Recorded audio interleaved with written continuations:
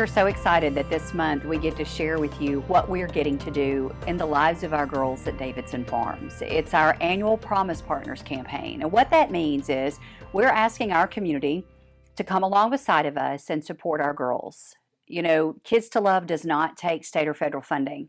It costs us right at $500,000 to run Davidson Farms every year. So that is clothing 7 girls, feeding 7 girls.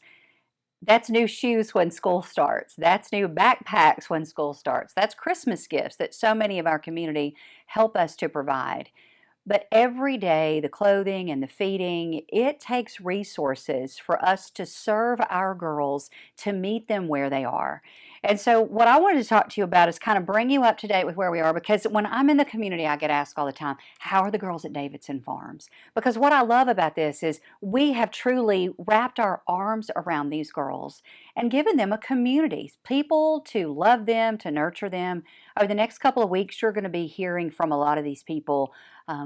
People who provide gifts in their skill set, whether it be medical care, the gifts of fixing things, the gifts of plumbing, things that in the big picture you think, well, that really doesn't matter.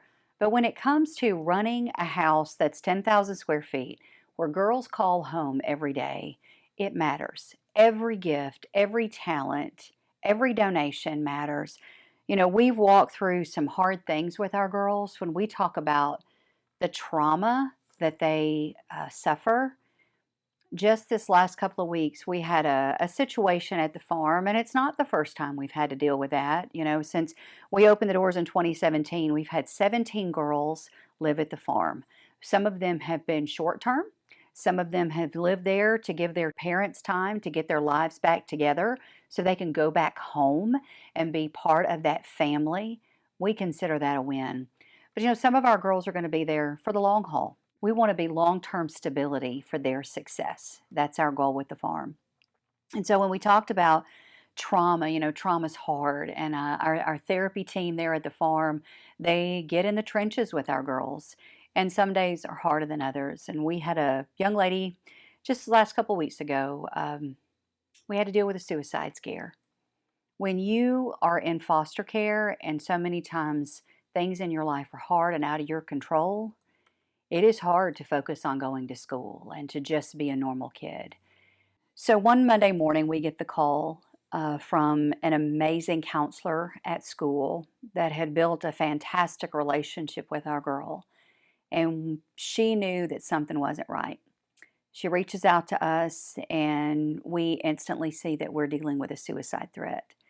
When you're dealing with girls in foster care, so many components of their lives are out of their control. They think about what they can control. And a lot of times it's literally life and death. We took her to the hospital. We were told there's no way that she will be checked in.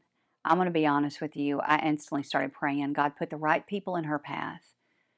We were at the hospital for 48 hours until a bed opened up at a mental health facility. Again, a bed that we were told would never become available. Our girl needed it, and we prayed hard, and that bed opened.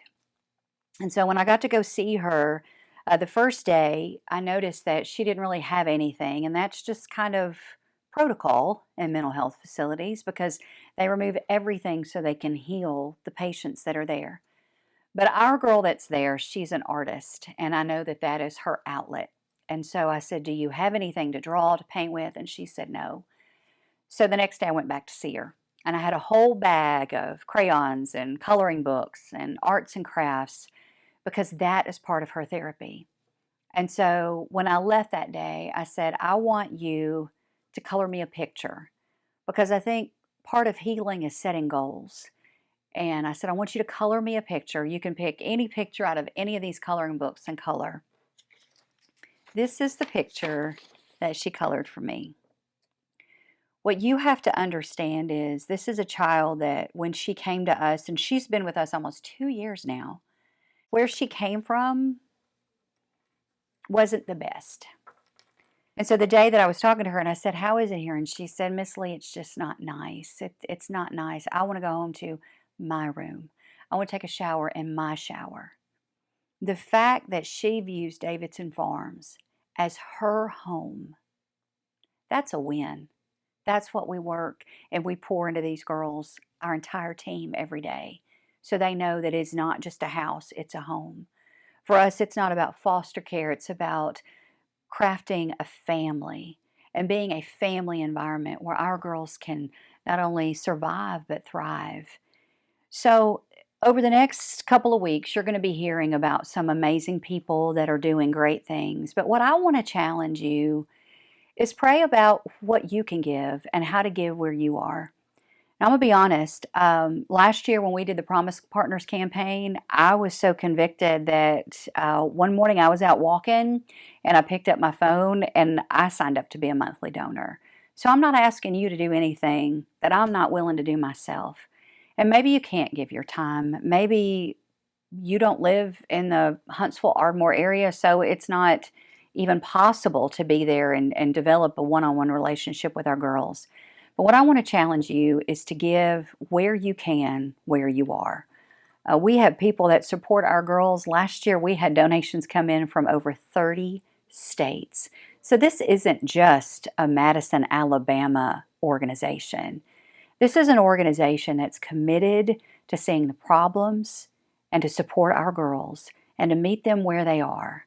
And so I want to challenge you to become a Promise Partner and to walk along beside us, because you know what? Our girls who are weary, we're able to give them a home. You who are weary, come home. Pledge to become a Promise Partner today at kidstolove.org. Tenderly, Jesus.